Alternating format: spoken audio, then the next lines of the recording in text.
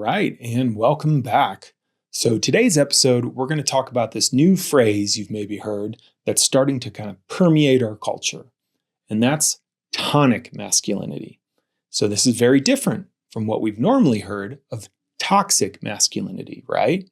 And that one letter signifies a pretty profound difference, and it's something I want to explore here today.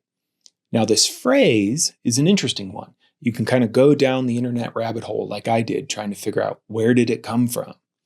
According to Google, earliest kind of references to it directly are a 2020 medium.com blog entry about creating a healthier workplace environment by bringing in the four masculine archetypes of warrior, magician, lover, and king. Now, a year later in 2021, this guy Miles Groth wrote a bigger journal article entry in a journal about men's health that really defined it even more, and I think brought it more into academic circles. Since then, there's been different Christian traditions talking about it. Jordan Peterson's been talking about it. It came up in the presidential campaign, and I think it signifies something that's really happening in our culture, which is this longing, which I've talked about on this podcast before, for healthier manifestations of masculinity to show up in our culture and be there as an example for men and for, frankly, the world. And now, the interesting thing about this word tonic, let's start with that.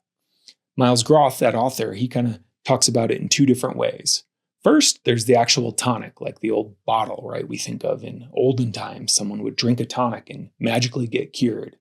And what it really means is it's a invigorating substance that has a positive influence, right? So you can think of a tonic as something that brings positivity and vitality to our system. So for something to be a tonic, it's an actual positive force against maybe unhealthy parts of our system. So tonic masculinity in that sense it's this force of good in the world. Now, the second one, and I thought this one was really fascinating, was it also means the first note of a musical scale, what's really called a song's home key. So this is the part of a song that it's the note that we come back to throughout the song that actually sounds like a relief. So we go through the song and then we come back to this first note and it actually relieves us. So it's kind of the home base of freedom and relief in this musical scale system. And when you think about both of those, I think they really point to why there's such a yearning and hunger for talk about tonic masculinity in our culture. But before we even get even deeper into that, let's start with the other one that we've heard so much about, toxic. Now, I've talked about on this show, I don't actually believe in toxic masculinity or even toxic femininity. Toxic would mean it's inherently evil and bad. There is nothing good or redeemable about it. It's toxic, right? It's toxic waste. It's always going to be that way. I don't believe in that. What I tend to think about is more pathological masculinity. So pathological means something has grown awry, taken a wrong turn away from health in the system. So nobody starts as toxic, but we can all grow through pathological means to a place that's not so healthy. And that has absolutely happened with the masculine. And I've talked about that plenty on the show, and I do a lot of work with men around this of dismantling the man box, the lone wolf, and primarily the disembodied and disconnected man who's not in touch with his heart and his body and his environment.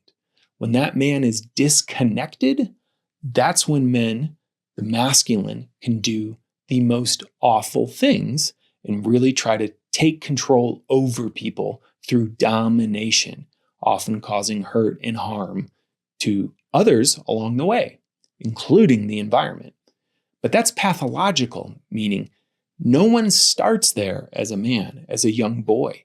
Something happens in our system which knocks us off our healthy growth path into this more twisted form of masculinity.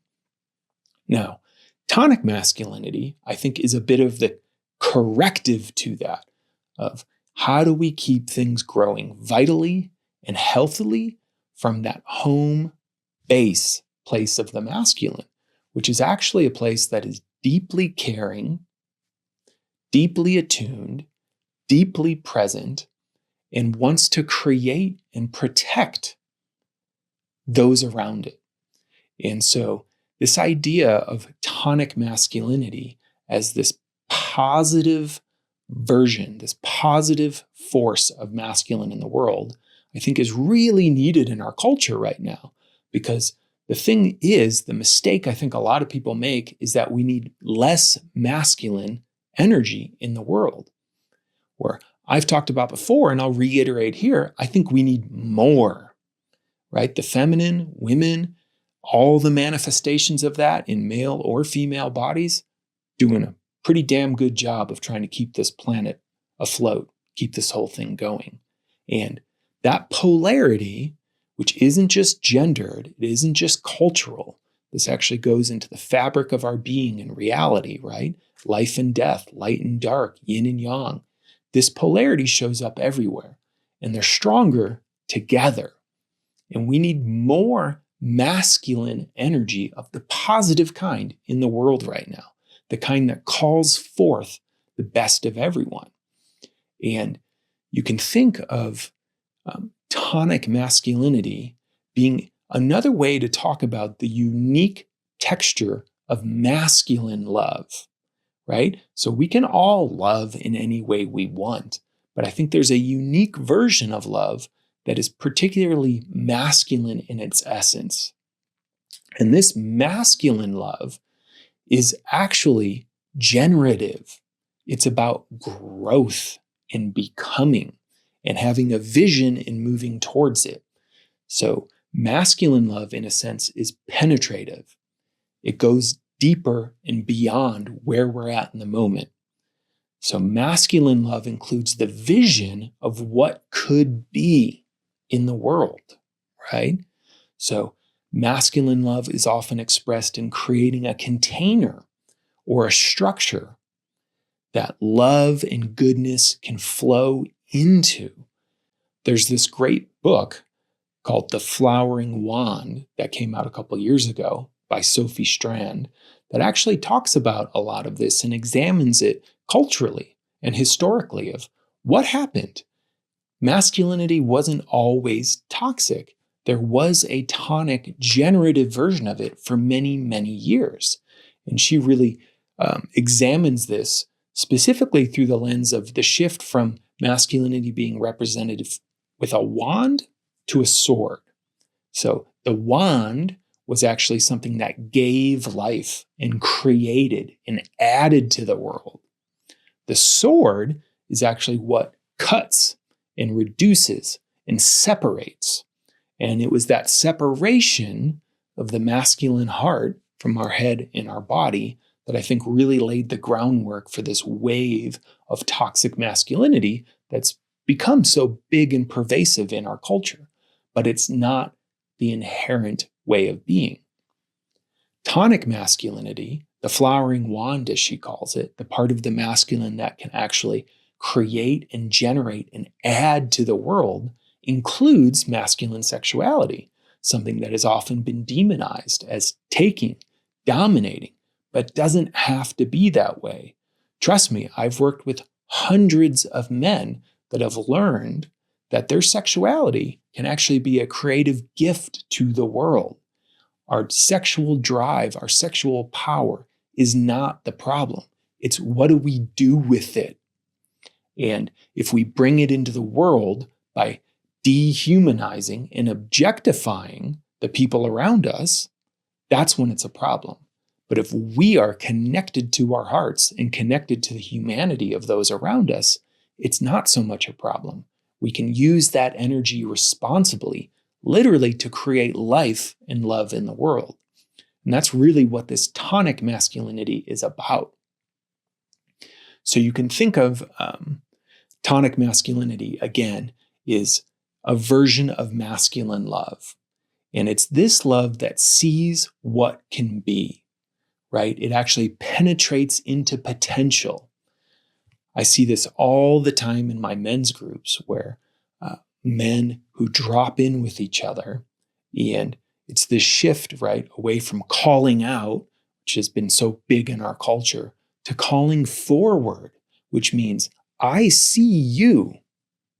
I see your depth, your heart, your goodness. You are not rotten to the core.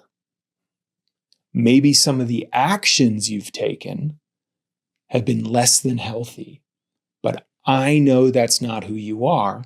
So I'm going to stand here and with love call you forward to be the best version of yourself you can be.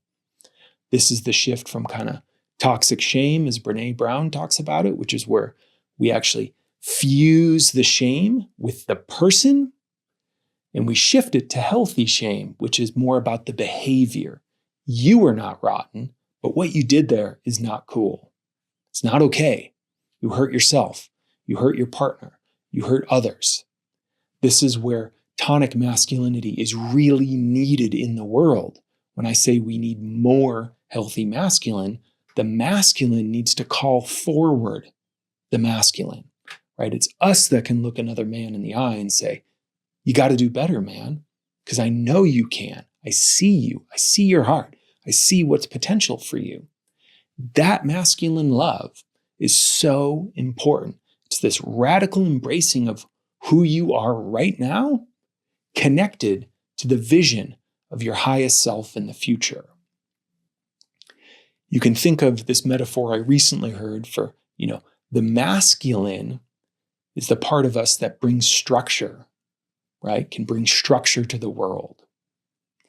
And masculine love would be seeing the vision for, let's say, a home, a house, and then actually building it. Now, the feminine love would be what turns that house into a home. So it fills the space, right? It fills the space of that structure that the masculine created. And it loves it as it is.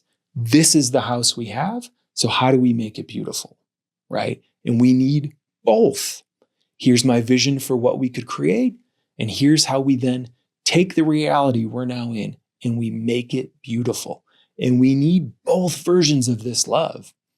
And particularly right now, we need a masculine version of it to counteract so many of the forces in our world that are really quite negative, right? There's been this huge swing in our culture, our art, in our stories about the apocalypse, about the world ending, about dystopia.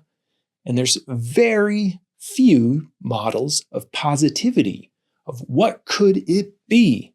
What is the vision we are moving towards as a global community, right? To me, that's going to come just as much from the masculine as it is from the feminine. And this is the tonic, right? This is what I'm saying here. The tonic is it brings life force. It's generative. It brings love and vitality to the system. I've seen countless stories of the men I've worked with of how desperate they were for any masculine figure in their life to slow down, see them, acknowledge them, and just turn to them and say, I believe in you. Let's figure this out. Right? I've talked about this before as the father energy I think we all need, which is that energy of let's figure this out together. Okay, what's our plan? Where are we stuck? Where are we falling? Where are we hurting? You don't have to do that alone. We can figure that out and move forward together. That father energy is tonic masculinity. It's the type of masculinity that uses our power to create structures to empower those around us. So the best type of masculine power I believe in is one that flows through us to empower those around us. And when we have that tonic masculinity in our system, we come alive as men. I see it all the time in guys I'm working with. When they make this shift from, wait, other men don't have to be my competition, but can be my allies and can help hold me accountable and move me towards the vision of what I want to bring forward in the world, and call me forward if they see me not hitting that mark, right? This is the spinach in the teeth moment I often talk about. Of masculine love is the love that looks at us and says, hey, you have a big ass piece of spinach in your teeth right now. You want to pull that out? And then maybe we're flooded with a little embarrassment at first, but ultimately we trust that person even more because they really pointed out something to us that was meaningful. And then we could remove that and move on with our life, right? Versus not saying anything at all. And that's something we see a lot with men these days, just not saying anything at all. And most men I know are dying, are craving, are yearning for the feedback of tonic masculinity and love. This love that penetrates us, that sees through our bullshit in the moment to what we could be. And so this is an important moment in our culture. Men's work has been building these last decades, and it's about to hit a crescendo of, turns out, us men are hurting. And we need support and help in transforming that. And one of the best places we can get that is from other men. And this idea of tonic masculinity also ties into this concept of masculinity as a transmission I've talked about in a previous episode, which is the fastest way for us men to transform how we're showing up in the world is to actually be around healthy, embodied versions of masculinity. So through mirror neurons and through being in the presence of other men who have done their inner work to be grounded, to be open, to be relaxed, to be sensitive, to be attuned, and to be deeply aware of the system they're embedded in, it's profound.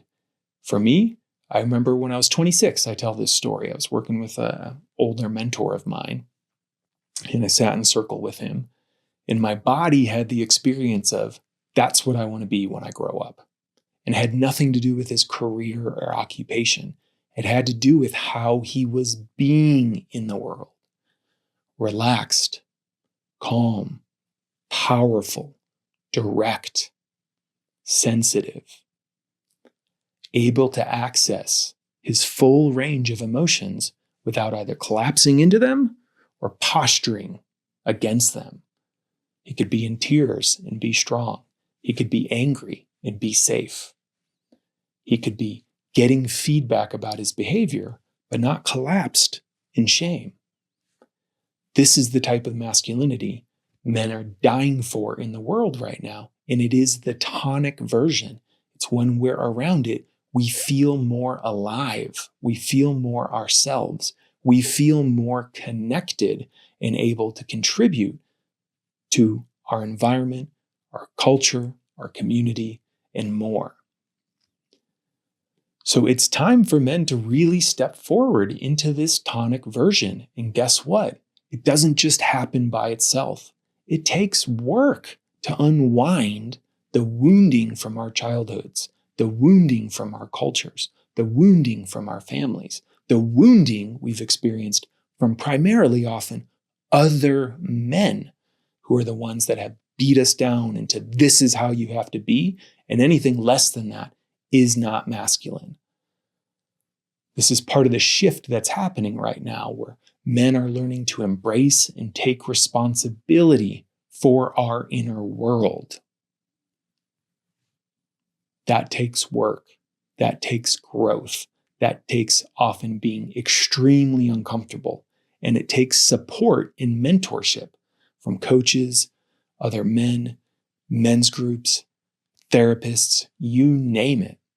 And we've had so few visions of this in our culture, a lot of men don't know what to grow towards. Tonic masculinity is a manifestation of that. It's the masculinity that brings more love in life and safety to the system it's embedded in. And we need a lot more of that here in the world right now.